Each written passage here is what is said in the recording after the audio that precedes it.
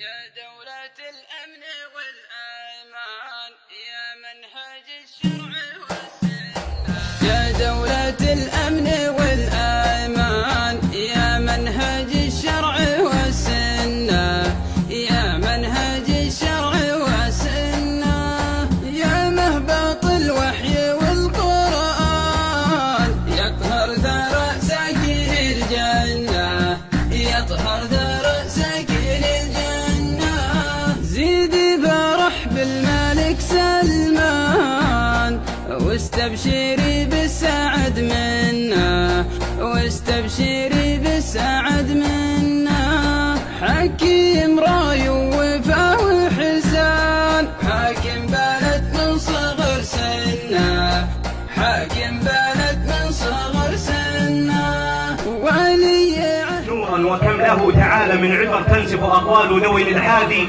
وتوقف العقل على الرشاد، ثم صلاته على شمس الوجود محمد والآل أنجم السعود. لقد سمعنا بأوصاف لكم كملت فسرنا ما سمعنا، وأحيانا من قبل رؤيتكم نلنا محبتكم، والأذن تعشق قبل العين أحيانا.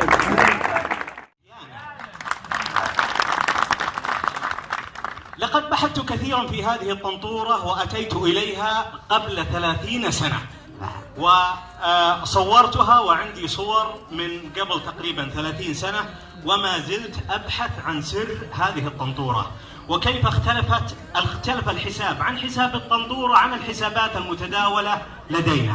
الطناطير المتداولة لدينا الطناطير أو المزاول الشمسية، فالطنطورة هي اسم للمزولة الشمسية. كان أهالي أسوان يسمون المزاول الشمسية بالطناطير أو بالطنطورة، وهي لحساب المواقيت وحساب الظل وحساب ساعات النهار.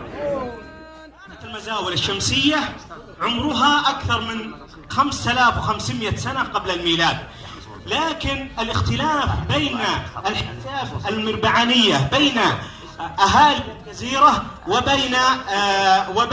وبين التقاويم المتداولة وبين تقويم الطنطورة أو حساب الطنطورة عند أهالي العلا. السبب هو أن يرجع لسببين، فاختلاف هنا اختلاف تنوع وليس اختلاف تضاد. فأهالي الجزيرة أو عرب البادية يعتبرون بداية المربعانية هو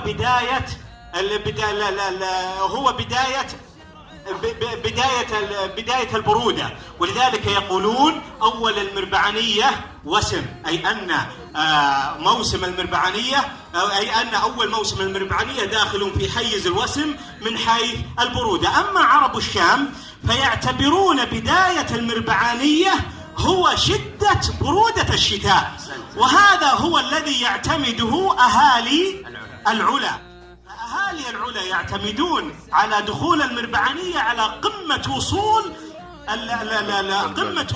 الظل إلى أبعد مدى، ولهذا قالوا أهالينا سابقا من أهالي العلا البرد لا يأتي إلا بعد الانكسار، وهذا هو الاختلاف. فالاختلاف بين حسابات التقويم وبين حسابات أهالي العلا هو اختلاف تنوع وليس اختلاف تضاد.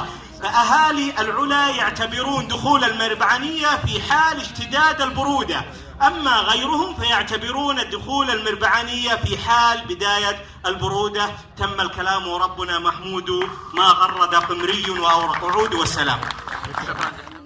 سقوط أشعة الشمس بشكل عمودي على الأرض، ولهذا نجد المزولة أنها في هذا المكان تكون أشعة الشمس ساقطة عمودية على الطنطورة، ومن ثم هذا الشاخص.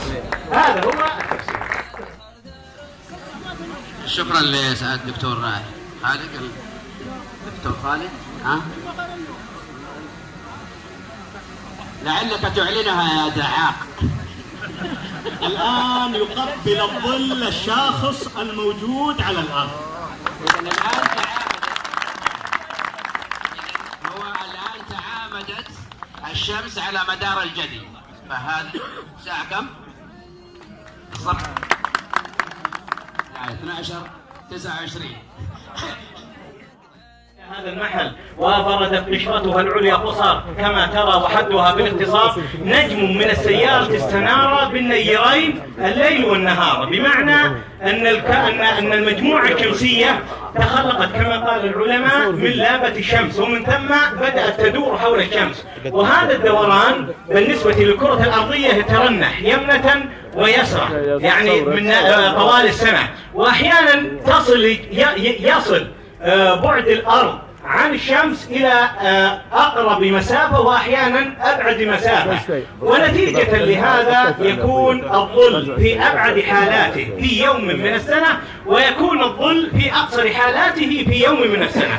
بالمناسبة الأرض الآن في أقرب نقطة لها من الشمس ونحن في الشتاء، وفي الصيف تكون الأرض في أبعد نقطة لها من الشمس، وهذا يكون في حال الشتاء تكون الأرض قريبة من الشمس، وفي حال الصيف تكون الأرض في حال تكون الأرض في حال الشتاء تكون الشمس قريبة من الأرض، وفي حال